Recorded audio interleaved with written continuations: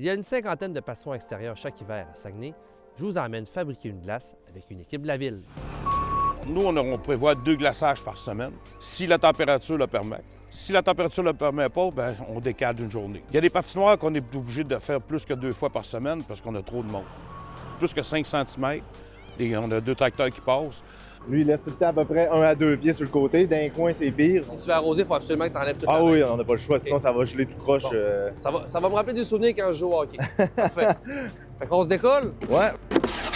Parce que tantôt, avec ta rose, là. Ouais, je comprends. Voyez-vous, on m'a averti parce que j'avais laissé quelques brins de neige. Il faut vraiment tout retirer pour s'assurer que la glace soit dégagée complètement. Est-ce que ça t'arrive que tu ramasses souvent des rondelles? Ça arrive. Ça passe dans le souffleur des fois. Ah oui? Fait que là, prochaine étape? On va chercher un petit souffleur. OK, parfait. Hey, ça avance bien! Ça avance bien!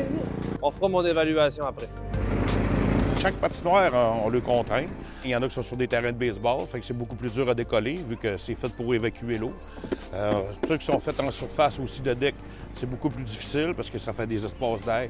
Ceux qui sont faits en asphalte ou en béton, c'est beaucoup plus facile. Fait qu'on va arroser. Ouais, on va aller chercher les hauts ensemble. Tout, on arrose le soir. C'est de l'eau froide. C'est pour ça que la glace est beaucoup plus friable et fragile. Parce que dans les arénas, c'est de l'eau chaude, fait qu'il y a moins d'oxygène.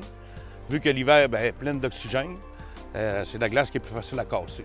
L'idéal, c'est de mettre 3 couches, admettons. Là. Quand tu mets 3 couches, tu as le temps de geler séparément. Là. Avec une couche, là, ça sera pas correct. Ça en prendrait au moins 2-3. Même si la glace est déjà bien prise. Ouais. Ah ouais, Ok. parce que là, il y a de la neige un peu. On va mettre de l'eau, ça va faire des petites bosses. Ça prendra encore au moins 2 couches après. Fait que c'est vraiment un travail quotidien de s'assurer que la glace Ouais. soit belle, puis on est toujours tributaire de la météo. là. Ouais, exactement. Ouais. OK, fait que là, je branche ça là. Ouais. Si tu vas arroser, je vais te laisser faire. Tu vas voir, il y a de la pression. OK, ouais, ben c'est sûr qu'on va essayer. là. Ça peut. Ça a l'air de rien, je te le passe, ça prend toi. OK. Ah, ben ouais, OK. C'est impressionnant.